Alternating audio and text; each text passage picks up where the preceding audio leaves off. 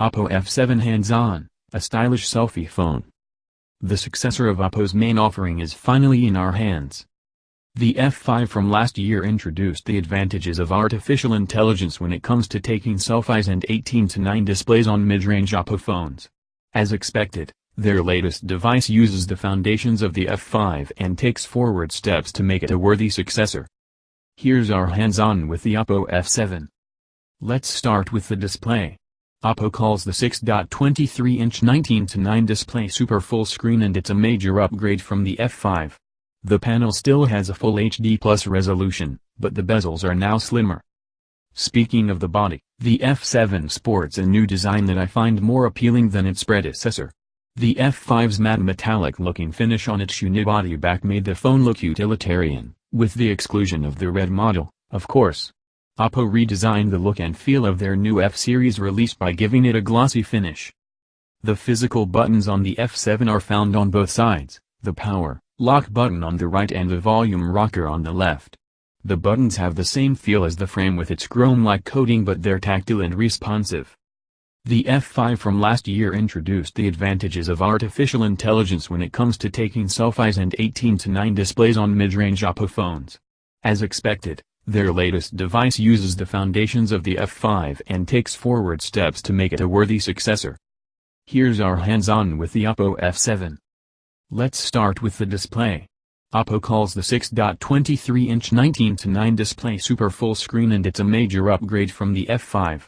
The panel still has a full HD+ resolution, but the bezels are now slimmer. In order to achieve this though, OPPO resorted to having a notch that houses the selfie camera, a couple of sensors, and an earpiece. In return, you get an immersive display similar to the iPhone X. OPPO claims to have 88% screen-to-body ratio. Speaking of the body, the F7 sports a new design that I find more appealing than its predecessor. The F5's matte metallic-looking finish on its unibody back made the phone look utilitarian, with the exclusion of the red model, of course. OPPO redesigned the look and feel of their new F-series release by giving it a glossy finish. The F7 has an acrylic back and new color options. I have here the moonlight silver, and if you look closely, there's a pattern beneath the acrylic that interplays with light. The OPPO F7 feels more squarish on hand with its sharp edges, gone are the curves. Don't fret, the chrome-like frame of the phone adds comfort when handling, although I find it to be a bit slippery. The physical buttons on the F7 are found on both sides, the power lock button on the right and the volume rocker on the left. The buttons have the same feel as the frame with its chrome-like coating, but they're tactile and responsive.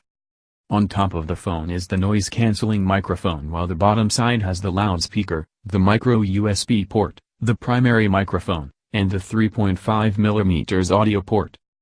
Before we wrap things up, let's not forget about the non-removable 3400 mAh battery and the speedy fingerprint scanner positioned at the back of the phone. Face unlock is also available, and it works like a charm, even in dim-lighted environments. How secure is it? We'll find out more as we spend more time with the F7.